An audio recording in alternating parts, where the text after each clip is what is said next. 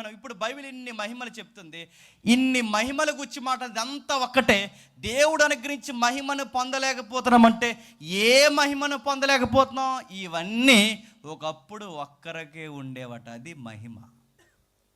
ఏముండే ఇవన్నీ ఒక్కరికి? అవును, అధికారం మహిమ అయితే ఆకాశ పక్షులను చెప్పండి, భూ జంతువులను, సమస్త జీవరాశిని, ప్రకృతిని ఏలమన్న అధికారం ఎవరికి ఇచ్చాడండి? దేవుడు ఆదాముకి ఇచ్చాడు. ఆ అధికారం మహిమను కోల్పోయాడు ఆదాము. చాలామంది ఏలడం అంటే కర్ర పట్టుకుని పక్షులు మేపడం, కర్ర పట్టుకుని గేదెలు మేపడం కాదు. ఏలడం అంటే తెలుసా? మూలాలు చెప్తున్నాయి. ఏలడం అంటే ఎక్కడ లైఫ్ అంటే యూనివర్స్లో జీవం ఆగిపోకుండా ఆ జీవాన్ని మళ్ళీ పునరుత్పత్తి చేయడమే ఏలడం. అంటే మరలా ఏ జీవితం అంటే కొన్నిసార్లు మనం వార్తలు చదువుతుంటాం, ఈ పక్షులు సమసిపోతున్నాయి, ఈ జంతువులు సమసిపోతున్నాయి, ఈ జీవులు సమసిపోతున్నాయి అని. అంటే ఈ జీవులు సమసిపోతున్నాయి, అవి సమసిపోకుండా మనం కాపాడలేమా? మనం కాపాడలేం. కానీ ఆదాముకి కాపాడగలిగే స్వభావం ఉండేది. అంటే ఏ లైఫ్ ఎక్కడ ఆగిపోకుండా, పక్షుల లైఫ్ కానీ, జంతువుల లైఫ్ కానీ, యూనివర్స్లో ఏది సిస్టమ్ చెడిపోకుండా అన్నిటినీ మెయింటైన్ చేసే అధికారం ఎవరికి ఇచ్చాడు? అది కోల్పోయాం. సూర్యుడి మాట వినాలి, చంద్రుడి మాట వినాలి, నక్షత్రాల మాట వినాలి. దేవుడికి మనిషి లోబడితే ప్రకృతి మాట వినాలి కాదు, వింటాది. అది కోల్పోయాం. ఎర్ర సముద్రం ముందు నిలబడితే ఎర్ర సముద్రమైనా దేవునికి లోబడితే పాయలైపోవాలి. ఎర్ర సముద్రమే కాదు, ఆకాశం వైపు తలెత్తి సూర్యుడా చంద్రుడా గిబియోన్లో ఆగిపో అంటే ఆగిపోవాలి. అది అధికారం అంటే. ఆకాశం వైపు చూసి 3.5 సంవత్సరాల వర్షం పడొద్దంటే ఆగిపోవాలంతే, పడంటే మళ్ళీ పడాలంతే. ఎక్కడైనా ఏదైనా చచ్చిన శవాల్ని అంటే లేవాలంతే, ఎండిన ఎముకలకి జీవం వచ్చి కాకంటే రావాల్సిందే. ఇది ఏడడం అంటే. ఇలాంటి లైఫ్ మనం కోల్పోయాం. జ్వరాలకు ఏడుస్తున్నాం, తుమ్ములకు ఏడుస్తున్నాం, దగ్గులకు ఏడుస్తున్నాం, తినడానికి ఏడుస్తున్నాం, బట్టకు ఏడుస్తున్నాం. ఎండ కాస్తే తట్టుకోలేకపోతున్నాం, వాన గురిస్తే తట్టుకోలేకపోతున్నాం, చలి కొండలేకపోతున్నాం. గంట ఇక్కడ మెసేజ్ చెప్పి కూర్చోబెడితే కూర్చొని ఉండలేకపోతున్నాం. అన్ని బాధలే అడుగుతున్నాను. ఈ జీవం లేని తత్వం లేదా సమస్య పోయి తత్వం ఎలా వచ్చింది? కోల్పోయాం, మొత్తం కోల్పోయాం. అంటే ఇన్ని లక్షణాలు ఒకరికే ఇచ్చేవాడు దేవుడు. అంటే ఒకరికే ఇచ్చేవాడు. అధికారం ఆయనకే, అధికారం ఆయనకే, బలం ఆయనకే. ఆదాముకి అంత బలం అంటే ఆదాముకి బలమేని అడుగుతున్నాను. నిత్య జీవితం ఉండేదండి ఆదాముకి. ఎప్పుడైనా ఆదాము దగ్గరికి వెళ్ళి క్రిస్మస్ దగ్గరకు వస్తుంది, ఏం బట్టలు వేసుకుంటున్నాను అడుగుతారా? క్వశ్చన్ ఉంది అక్కడ. అసలు ఆ ప్రశ్న ఆదాము గుర్తించదు. ఎందుకంటే పెళ్లి కానివాడి దగ్గరికి వెళ్ళి నీకు ఎంతమంది పిల్లలంటే ప్రశ్న ఎలా ఫెయిల్ అవుద్దో, ఆదాము దగ్గరికి వెళ్ళి తప్పు చేయకముందు మీరు ఏ డ్రెస్ వేసుకుంటున్నారంటే డ్రెస్ లేదు అక్కడ. ఎందుకు మరి డ్రెస్ ఉండదంటే డ్రెస్ ఎందుకు వేసుకుంటామండి? ఎందుకు వేసుకుంటాం? బట్టలు ఎందుకు వేసుకుంటాం చెప్పండి? అన్ని డౌట్లే మనకి. బట్టలు ఎందుకు వేసుకుంటాం? సిగ్గు కాదండి తర్వాత విషయం. నేను అడుగుతున్నానంటే అది కాదనే కదా దాని అర్థం. నేను అలా అడుగుతున్నానంటే మీరు చెప్పేది కాదనేగా. సిగ్గు కోసం కానీ తర్వాత సిగ్గు కోసం వేసుకునేది. బట్టలు ఎందుకు వేసుకుంటామంటే బట్టలే సిగ్గుకైతే అన్ని కాలాలకు ఒకే బట్టలు వేసుకుంటామా? ఎండాకాలం వేరు, వర్షాకాలం వేరు, చలికాలం వేరు. దాని తర్వాత సిగ్గును కప్పుకునేలాగా దీని కొరకు మనం బట్టలు వేసుకోవడమే తప్ప నిజానికి వర్షానికి తగిన బట్టలు వర్షానికి వేసుకోకపోయినా, చలికి తగ్గ బట్టలు చలికి వేసుకోకపోయినా, ఎండకు తగిన బట్టలు ఎండకు వేసుకోకపోతే ఏమవుతాం తెలుసా?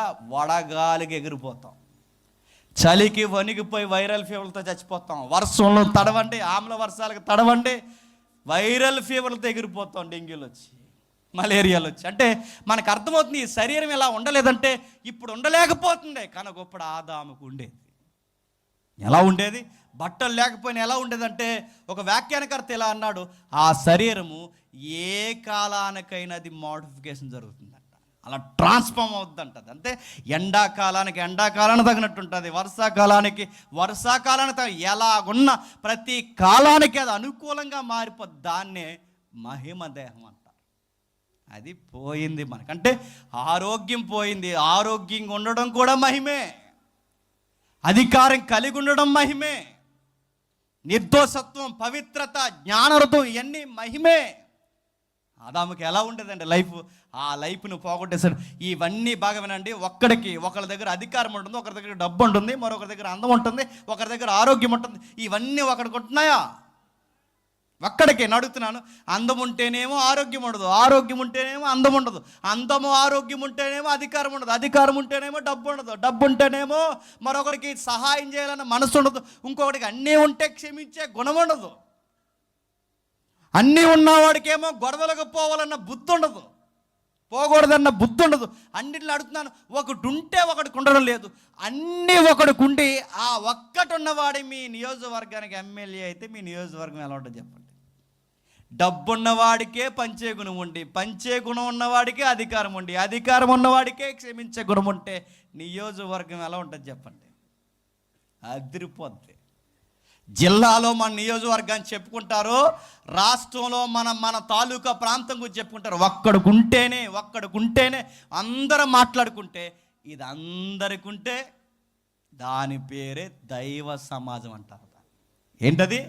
దైవ సమాజం, దేవుడు కోరుకున్న సమాజం, దేవుని మనసులుండే సమాజం. అలా ఉండాలనుకున్నాడండి దేవుడు, అది ఇవ్వాలనుకున్నాడండి దేవుడు. దాన్ని మనం ఏం చేయలేకపోతున్నాం చెప్పండి? దేవుడు అనుగ్రహించి మహిమను పొందలేకపోతున్నాం. ఏ భేదము లేదు, అందరూ పాపము చేసి ఆ దేవుడు ఇవ్వాలనుకున్న నిత్యము బతికే జీవితాన్ని, ఆ దేవుడు ఇవ్వాలనుకున్న నిత్య అధికారాన్ని, ఆ దేవుడు ఇవ్వాలనుకున్న ఎదుటి వారికి ఉన్న ఆ క్షమించే గుణాన్ని, ప్రేమించే గుణాన్ని, ఇవన్నీ దేవుడు మనకి ఇవ్వాలనుకుంటున్నాడు. కానీ మనం ఏం చేస్తాం చెప్పండి? పొందలేకపోతున్నాం. ఎందుకు? మన ఆదాము దగ్గర నుంచి మనం పుట్టుకొచ్చాం గనక, ఆదాము స్వభావాన్ని పంచుకుని మనం వచ్చాం గనక, దాన్ని మనం ఏం చేస్తున్నాం చెప్పండి? పొందలేకపోతున్నాం. అందుకే ఆ ఆదాము చెడగొడితే, ఆ ఆదాము చెడగొట్టింది మళ్ళీ మరొక ఆదాము బాగు చేయడానికి వచ్చాడు. ఆ ఆదాము పేరే కడపటి ఆదాము, ఆ ఆదాము పేరే నజరేయుడైన యేసుడు. ఏ ఆదాము అయితే చెడగొట్టాడు, ఇప్పుడు ఈ ఆదాము బాగు చేయడానికి వచ్చాడు. ఆ ఆదాము పోగొట్టింది మళ్ళీ ఆదాము ఇవ్వడానికి. ఏమిస్తా ప్రభు అంటే, ఏమిస్తానన్నాడో ఒక్కసారి ప్రకటన గ్రంథం చూడండి, ముగించుకుందాం. ప్రకటన గ్రంథం 7వ అధ్యాయం ముగించుకుందాం. ప్రకటన గ్రంథం 7వ అధ్యాయం 16వ వచనం. ప్రకటన గ్రంథం 7వ అధ్యాయం 16వ వచనం.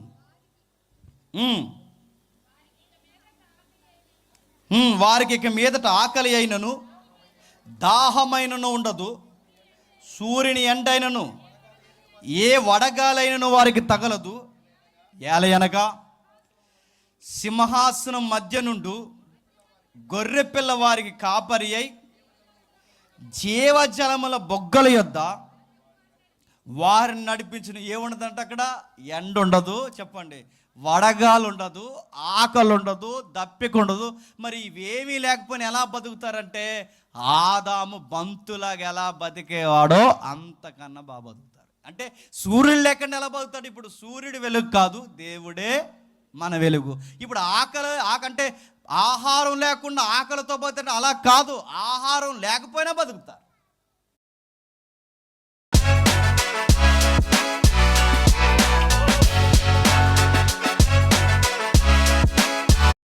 బతుకుతారు. నీళ్ళతో పని లేదు, ఆహారంతో పని లేదు. అది ఏ జీవితం అంటే నిత్య జీవితం. ఆ జీవితాన్ని మనకి ఇవ్వడానికి వచ్చాడు. అంటే ఈ లైఫ్ ముందు ఎక్కడ ఉండేది తెలుసా? ఏదైనా తోటలో ఉండేది. ఆ లైఫ్ అక్కడ పోయింది.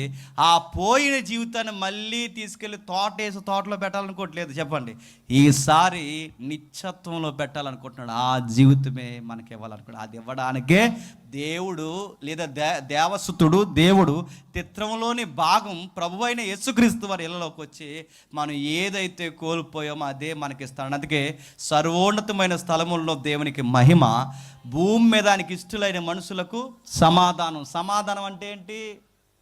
సమాధానం మీ అత్తగోళ్ళకి సమాధానం కాదు. సమాధానం అంటే దేవునితో కోల్పోయామే పాలు పంపులు, దేవుని గుణగణాలు కోల్పోయామే, దేవునికి మనకి దూరం పెరిగిపోయిందే, దానితో మళ్ళీ మనకి సమాధానం ఏర్పరచడానికే సమాధానకర్త ఇళ్ళలోకి వచ్చాడు. చూసారా? ఆ సమాధానపరిచే దాన్నే భూమి మీద తనకిష్టమైన మనుషులకు సమాధానం. ఇది చేయడానికే ప్రభు అయిన యేసుక్రీస్తు వారు 2000 సంవత్సరాల క్రితం బెత్లెహేంలో పుట్టాడు. ఇదండి క్రిస్మస్ అంటే. ఇది ఉందా క్రిస్మస్? ఇప్పుడు బెత్లెహేంలో సందడి, సందళ్ళు ఎక్కువైపోయినాయి. ఇప్పుడు డ్యాన్సులు ఎక్కువైపోయాయి. ఇప్పుడు మీనింగ్ మిస్ అయిపోయింది. అందుకే ఎవరు అన్నారు, ఇది క్రిస్మస్ కాదు క్రిస్మస్ అన్నారు.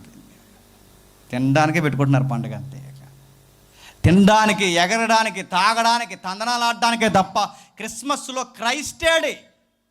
క్రైస్ట్ మిస్ అయ్యాడు. ఆరాధన కాస్త ఆహారం అయిపోయింది. చెప్పాల్సినవి చెప్పడం మానేశారు. సందడే సందడే సందడి అని అడుగుతున్నాను. బెత్లెహేములో సందడి అంటే ఎక్కడుంది బెత్లెహేములో సందడి? కానీ మరియమ్మకు ఉందా బెత్లెహేములో సందడి? సత్రంలో స్థలం కూడా లేదా తల్లికి? ఆవిడకే లేదు సందడి. నీకెక్కడి నుంచి వచ్చింది సందడి? ఎవరికి ఉంది సందడి? బెత్లెహేములో సందడి అంటే ఎక్కడుంది సందడి? కొత్త బట్టలు అని తిరుగుతాం ఈ క్రిస్మస్ సీజన్లో. కొత్త బట్టలు పుట్టిన ఆయనకే లేవు, కొత్త బట్టలు కనిన తల్లికే లేవు, వాళ్ళకే లేవు కొత్త బట్టలు. మనకే ఎక్కడివి కొత్త బట్టలు? క్రిస్మస్ చెయ్యొద్దని అంటలేదు, కానీ అర్థవంతంగా చెయ్యండి. ఆయన ఎందుకు పుట్టాడో చెయ్యండి. ఆయన ఏం చేయడానికి వచ్చాడో చెప్పండి. ఆయన ఎలా ఉండాలని కోరుకున్నాడో అది చెప్పండి. ఆయన మనకి ఏమి ఇవ్వడానికి వచ్చాడో అది నేర్చుకుందాం. మనం ఆయనకి ఇవ్వడం కాదు, అరటిపళ్ళు బియ్యం తర్వాత. ఆయనకి మనం ఇవ్వడం కాదు, మనకే ఆయన ఇవ్వడానికి వచ్చాడు. తన మహిమను తగ్గించుకొని, మన దాసుని స్వరూపం ధరించుకొని, మనం కోల్పోయింది మరలా మనకి తిరిగి ఇవ్వడానికే, క్రిస్మస్ కాంతులు నింపడానికి మన జీవితంలోకి వచ్చాడు. అదే క్రిస్మస్ అంటే. క్రిస్మస్ అంటే ఏంటంటే పుట్టాడని కాదండి. ఆ పుట్టినోడు ఎందుకు పుట్టాడు తెలుసా? బైబిల్ ఎలా అంది, మన కొరకు చనిపోవడానికే పుట్టాడు. ఎంత ముద్దుగా ఉన్నాడు ఈ బాలుడు. ఏంటంటే మురిసిపోతున్న ఆ తల్లి మరియ, తండ్రి కానీ ఆ తండ్రి యోసేపు ఇద్దరు మురిసిపోయి ఆ ప్రవక్త దగ్గరికి యెరూషలేము దేవాలయంలోకి తీసుకెళ్తే ఆయన గుండెల్లో పొడిచేసి ఒక మాట చెప్పాడు, నీ గుండెల్లోనికి ఒక గాయం దూసుకెళ్ళిపోతుంది, నీకు మాట మరియా, నువ్వు చాలా నష్టాలు చూస్తావు ఈ అబ్బాయి వల్ల అని చెప్పాడు. ఇంకా ఏం చూస్తావంటే, మరియమ్మకి ఒక వ్యాఖ్యానకర్త అంటాడు, ఏ యేసుప్రభునైతే నువ్వు ముద్దాడుతున్నావో ఆ యేసుప్రభు ముఖం మీద చాలామంది ఉమ్మేసి కొరడా దెబ్బలు కొట్టి సిలువేసి చంపేస్తారు. ఈ మాటలు గుండెల్లో ఉన్న తల్లికి, నీకు నాకు బాగా ఉన్నాడు. నీకు నాకు ఆయన పుట్టినప్పుడు సరదా వచ్చేస్తుందేమో, కానీ ఆ కనిన తల్లి ఇలా చేతుల్లో పెట్టుకుంటే ఆమెకు సరదా లేదు చెప్పండి. ఆయన చూసిన ఆమెకు భయం, బాధ, ఈ బిడ్డ ఏమవుతాడో, ఏం జరుగుద్దో, అనేక హృదయాలు పడిపోవడం ఏంటో, అనేక హృదయాలు నిలబడడం ఏంటో, ఏమైపోద్దో, ఈయన వలన ప్రపంచం ఏం తారుమారైపోద్దో, భయం. ఆమెకు సందడి లేదు, ఆనందం లేదు. ఆ బిడ్డను చూసినప్పుడు ఆమె గుండెల్లో ఒక బరువు, బాధ్యత. ఆమె బాధ్యత ఆమెకు తెలుసు. ఈ బిడ్డను దేవునికి ప్రత్యేకంగా పెంచమని, ఈ బిడ్డను దావీదు సింహాసనం మీద పెంచమని, ఈ బిడ్డను యుగయుగాల పరిపాలన రాజుగా పెంచమని. అలాగే పెంచింది, అలానే ఆరాధించింది, నిజమైన క్రిస్మస్ చేసింది.